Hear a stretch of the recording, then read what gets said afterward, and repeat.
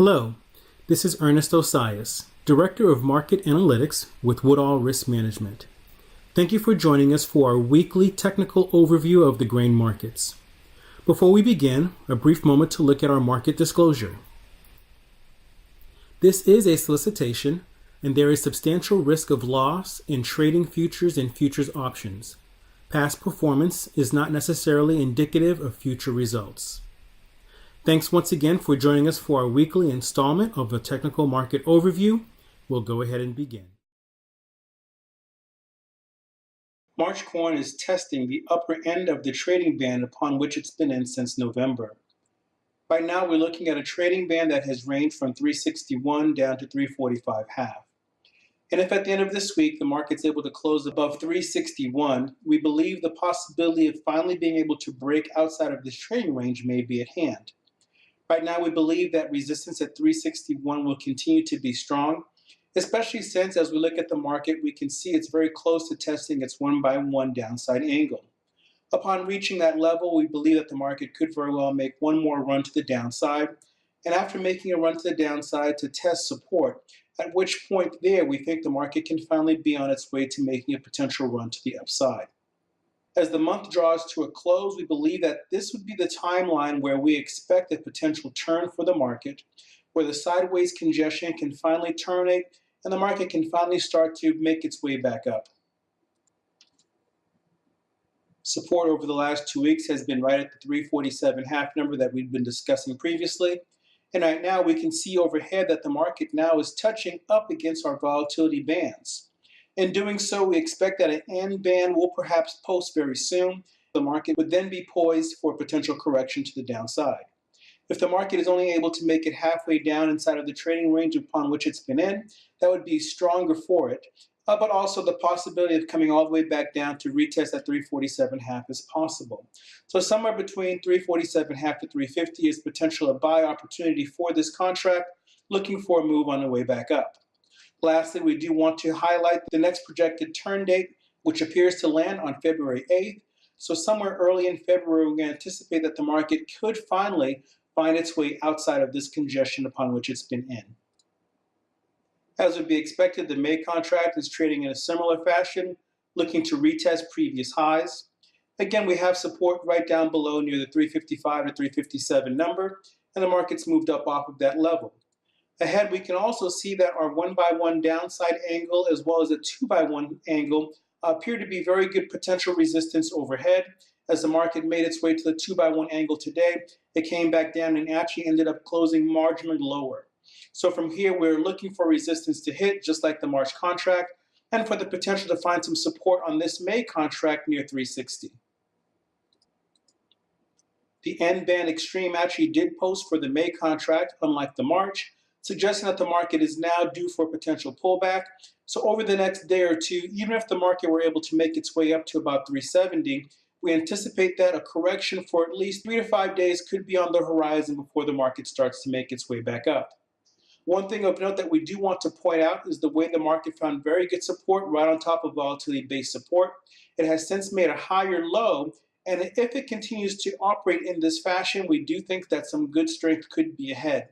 If this market's able to make its way through the end bands, then what we would be looking for is a challenge of the next set of bands, suggesting that the market could make a run up to about 382 to 383 at a minimum.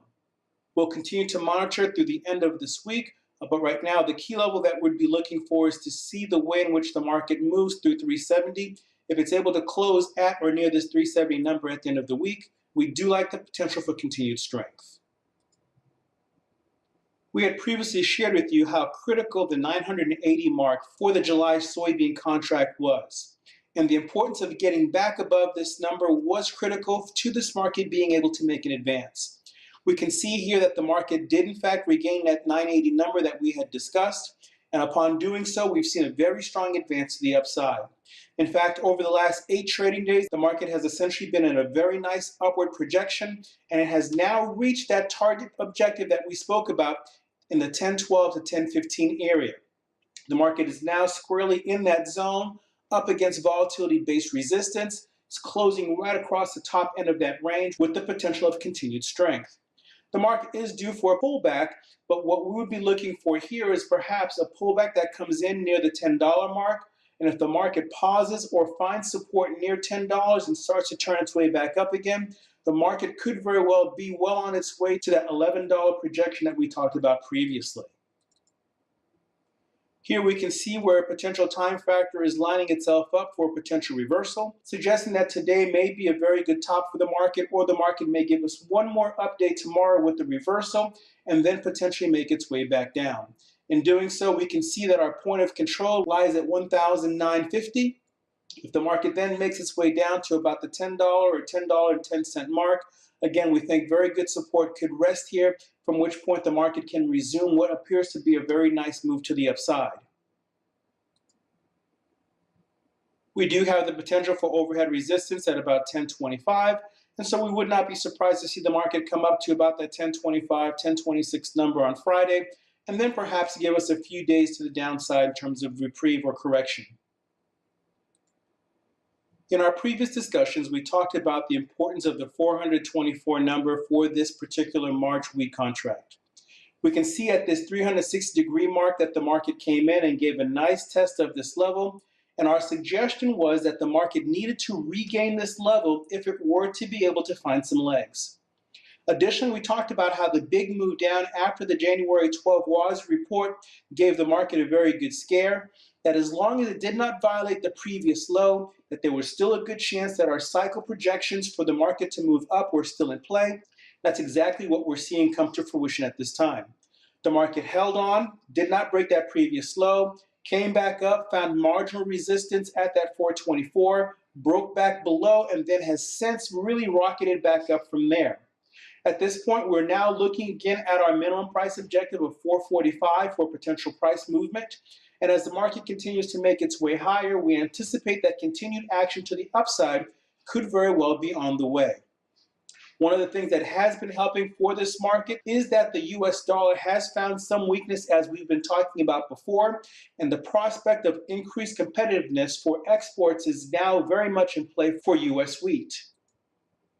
The high today did reach the low end of volatility-based resistance at 438, but we anticipate that a move up to 445 over the next day or two is still in play, or is still very much possible.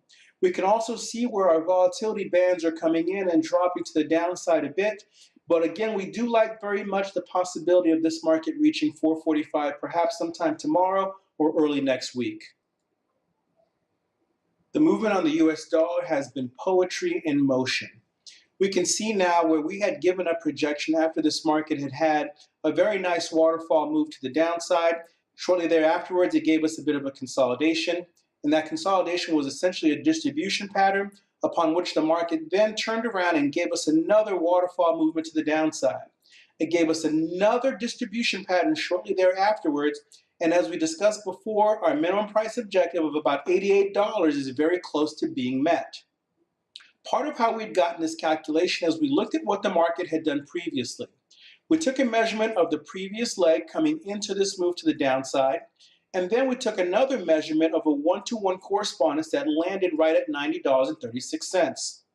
Upon breaking this level, if the market closes below $89.75, we anticipate that the market would touch at a minimum about $89, with the possibility of coming down and touching our 360-degree mark of about 88.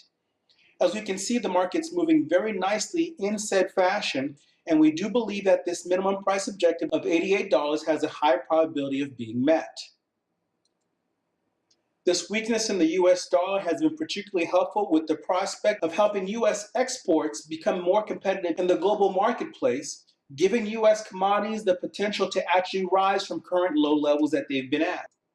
Moving forward to the longer term weekly chart, we can see how well our projections now are coming to form. We talked about the first move to the downside and started to measure legs off of this area here. From here we can see a 50% movement of that leg lands at 88.75. A 61% movement of that leg is at 87 and change. And if we get a one-to-one correspondence and find significant weakness in the dollar, we could very well be looking at a dollar that moves down to about 82.50. That still remains to be seen, but right now the market is now poised to find a bit of support right at volatility base support in that $87 to $88 range. And the market now has confirmed for us our C leg with the potential of becoming a new firm Elliott 5-leg sequence to the downside. So right now we're going to be looking to see whether the market's able to make it down to the 82 number or lower. But as we discussed previously, the basket of currencies that are weighed against the US dollar have been finding strength. And as they get stronger, we're going to see some weight pushed against the US dollar in concert with that strength in those foreign currencies. Thank you so much for joining us for our weekly market update. Look forward to touching base with you again next time.